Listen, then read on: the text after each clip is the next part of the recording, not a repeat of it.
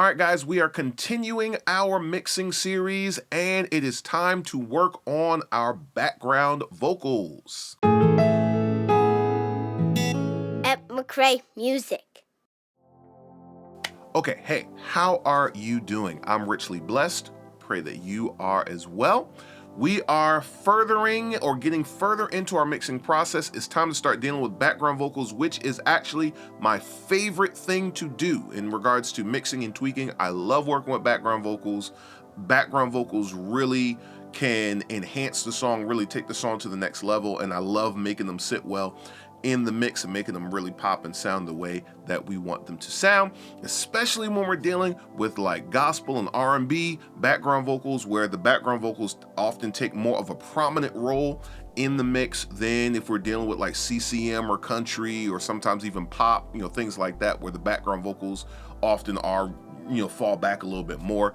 Gospel and R&B really give you an opportunity to push those background vocals forward and make them pop. So that's what we're gonna do. This is gonna be a 2-part video because it actually turned out to be longer than I thought it was going to be. There were some different things that popped up that I needed to fix and all that. And you know how I do. I don't like to edit those things out of these videos. I want you to see the totality of the process and how I got from point A to point B, rather than just showing you a finished product, right? So this is gonna be part 1, and then next week you're gonna see part 2. Before we get into the video, please feel free to leave a like on this video and make sure you subscribe so you can know when things are coming out.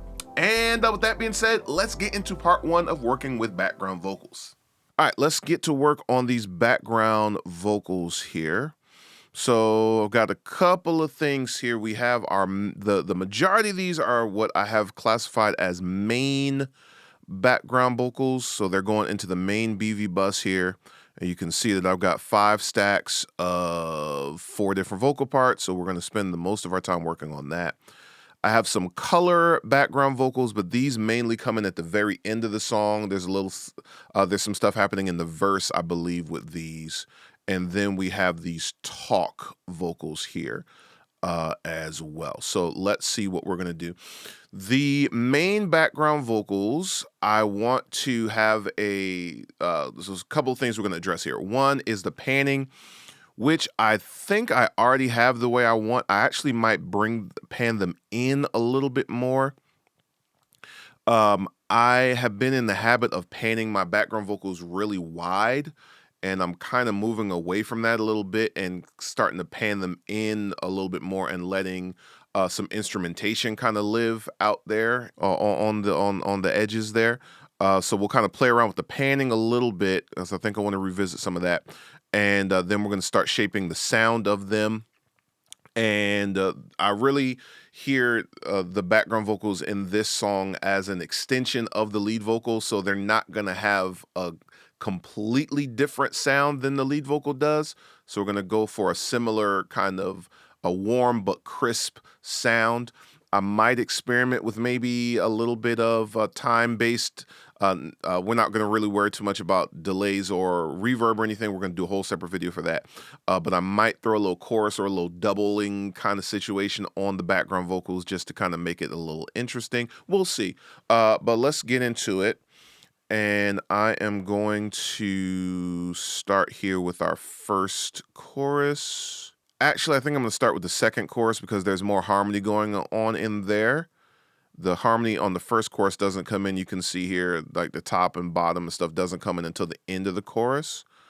So what I tend to like to do when I have stuff like that is work on the section of the song where there's the most background vocals. And if I get that sounding good, then I already know that the places where the background vocals are broken down or in unison or whatever, I already know the sound is going to be good there. We'll do different things. What I'm not going to do here in this video is automate the background vocals. We're going to do a whole separate video on automation. I just want to shape the sound of the background vocals here. All right, so let's go ahead and highlight our second chorus. And we can actually kind of shrink this up a little bit. Let's highlight our second chorus. Let's just give it a little quick listen.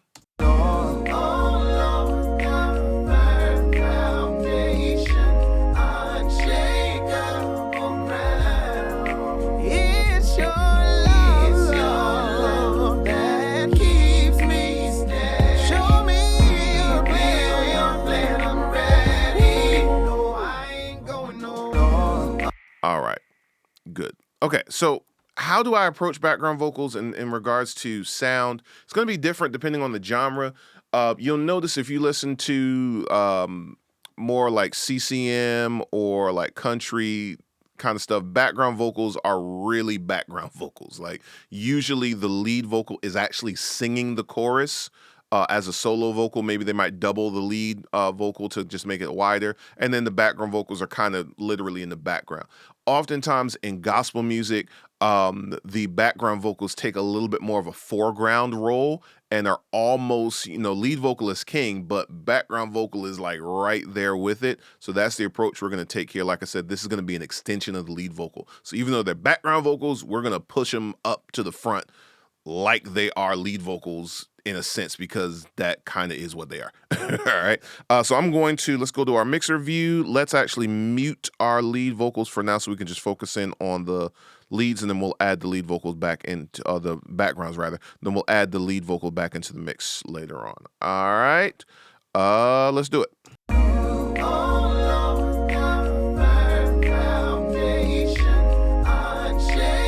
So although I'm not going to automate, I am going to try to establish a balance. And then in this song, these vocals don't really change that much. There's not a lot of different parts here. So once I get that balance, I might not have to do a ton of automation with these. But let's start by just getting a nice blend. The top vocal is kind of overshadowing everything. So let's get the melody. I like to kind of mute everything when I'm getting my balance and start with like the melody and then start bringing in the other parts and then kind of blending them together. All right, so let's do that.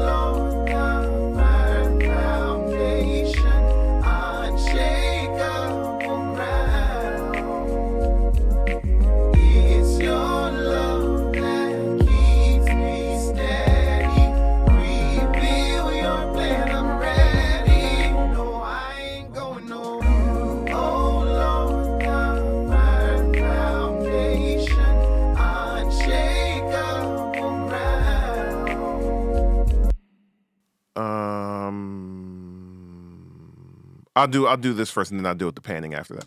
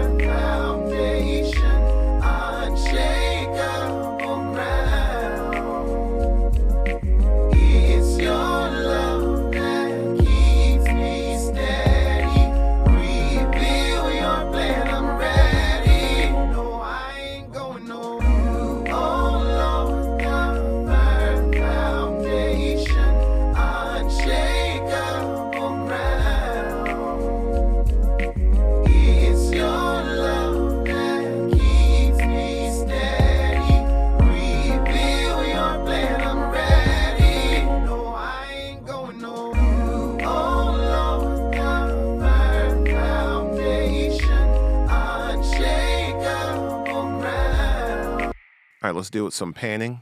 I got a nice blend, I think. Sometimes, too, the blend will begin to change, which is why I don't automate until the end, because sometimes once you start EQing stuff, once you start compressing stuff, the blend might change a little bit, and so I might need to tweak it. So I kind of have a baseline here, and then as we go along the way, by the time it's time to automate, everything will be in place, and then I can get exactly what I want. But let's deal with some panning. And I can do that. Let's just bring stuff in. So you can see I got this panned wide. I think I just did this just to create some separation. So now we'll go in and really get it where I want it to be. And I do want to pan these in just a little bit. The way I have it here too, the way I like to pan things is I like to do, first of all, an odd number of, and I learned this from my friend Selwyn Arnold. I like to do an odd number of stacks often because you can do more interesting things with the panning. If you do an even number of stacks, and sometimes you might want to do that just for, the application. But if you do an even number, it can get, you're kind of limited, because if I do 4, then I'm going to do 2 on one side, 2 on the other, right? But if I do 5 or if I do 7, then maybe I could have like 4 of them over here, 3 of them on the other side, or have them spread out differently. So that's why I went with 5 here, because you can do some interesting things with the panning and make it a little bit more thick. So what I like to do is, if I have like, I kind of like to pan, I'm giving you guys some secrets here. I kind of like to pan my background vocals, if it's a large number of background vocals, almost like a choir.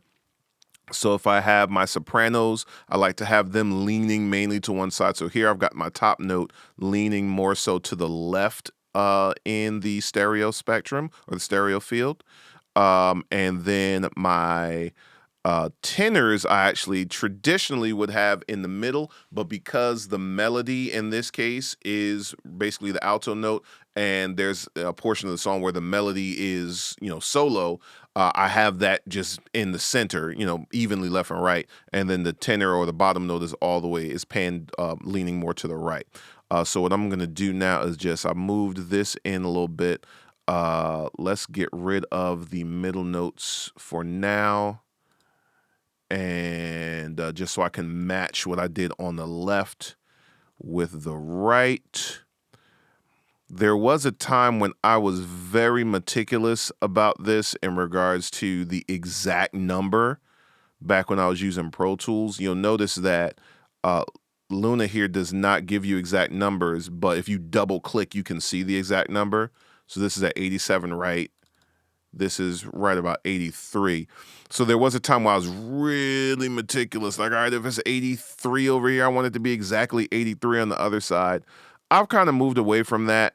I don't think it's that serious. I more so just listen now for, to make sure it's balanced. But I'm not like meticulously like, oh, it has to be the exact number.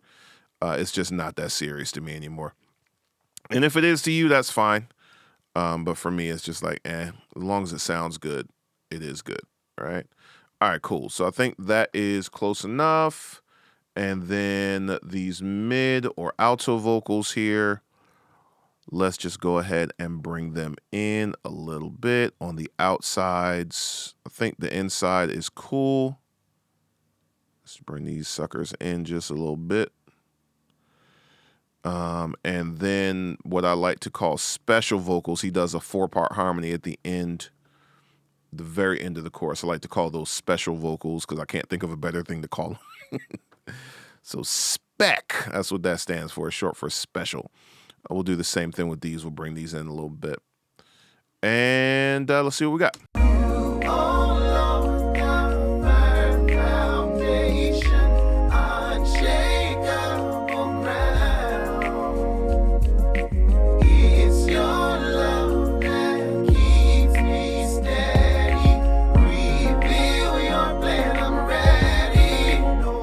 Cool. So it brings in a little bit. This is going to leave room on the outside for the music to do stuff. And also when I start adding in reverb and different, I'm going to have some delay on certain parts, and that delay can kind of sit out there. That'll be kind of nice. All right, let's start shaping the sound of this, shall we?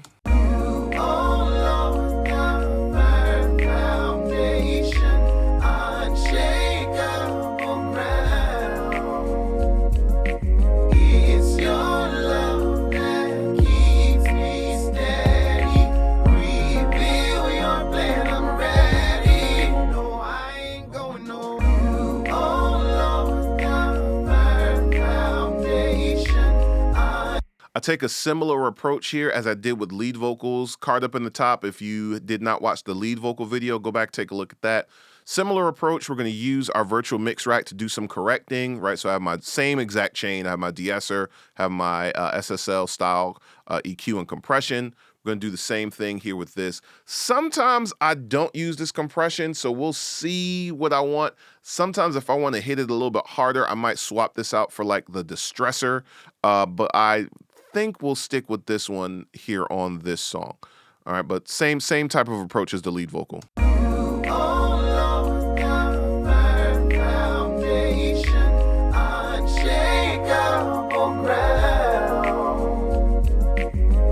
It's your love that keeps me steady. Reveal your plan, I'm ready. No, I ain't going no. You alone got a firm foundation, unshakable ground. It's your love that keeps me steady. Reveal your plan, I'm ready.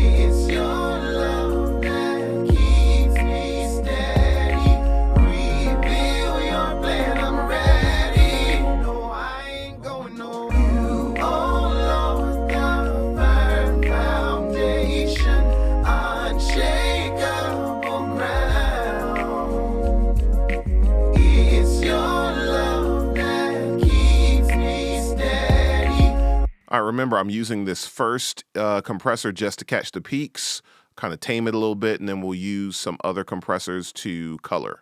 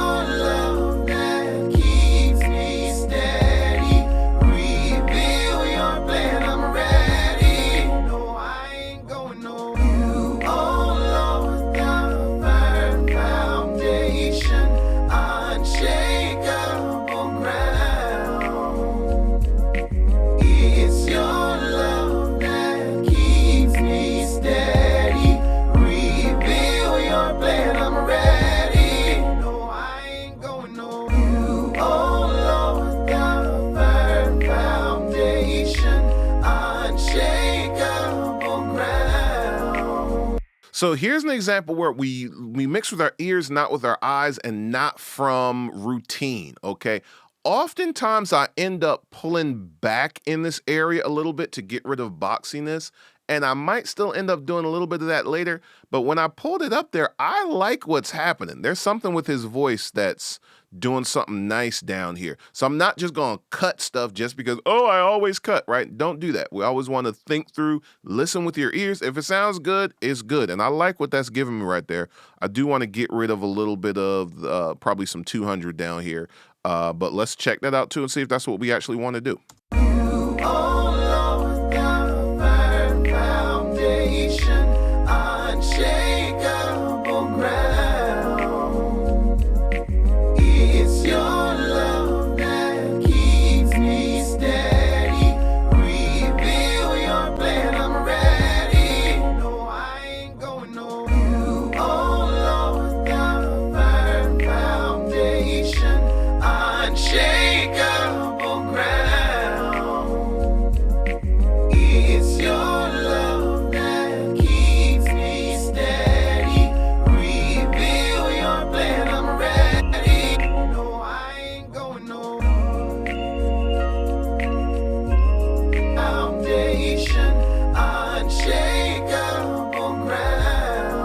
Always that 2.7.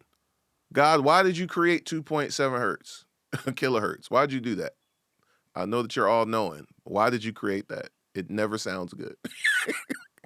It never sounds good, especially here. I could hear immediately like that airiness there is clashing with the a bell or something I got going on in there. So that I always check for that because it's pretty much always doing something that I don't want. Right? See, listen to this.